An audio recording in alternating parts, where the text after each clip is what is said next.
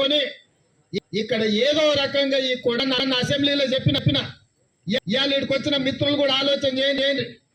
వాళ్ళు మల్లన్న సాగర్లా, రంగనాయక సాగర్లా, లేకపోతే కొండ పోచమ్మల భూములు పోతే 3 నుంచి 7 లక్షలు ఇచ్చారు.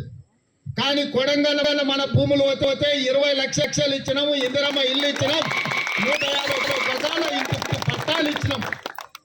ఇంటికి ఒక ఉద్యోగం ఇస్తామంటే భూమి పోయిన ఎక్కడైతే ఏ భూముల్లో కంపెనీలు పెడుతున్నామో ఆ భూముల్లో ప్రతి ఇంటికి 2 ఉద్యోగాలు ఇప్పించే బాధ్యత నేను తీసుకుంటున్నాను. చదువుకున్న ఉద్యోగం ఇప్పిస్తా. ఒకవేళ చదువుకో శిక్షణ ఇప్పించి వాళ్ళకు మంచి జీతం వచ్చేటట్టు ఉద్యోగాలు ఇప్పించే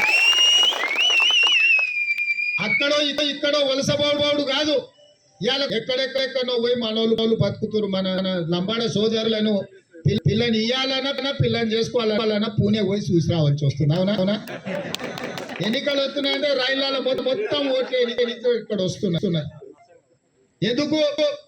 మన దగ్గర కంపెనీలు లేకపోవడం, మన దగ్గర ఉపాధి అవకాశాలు లేకపోవడం తోటి ఇవాళ మనం బొంబాయి పూనా పోయి బతకాల్సి వస్తుంది. మరి అదే మన దగ్గర ఒక 1000-1500 ఇచ్చే పరిశ్రమలు తెస్తే మన పిల్లలు మన కళ్ళ ముందల్లే ఉద్యోగాలు చేసుకుంటారు. తల్లిదండ్రుల ఇంటి దగ్గర కాపాడుకుంటారు.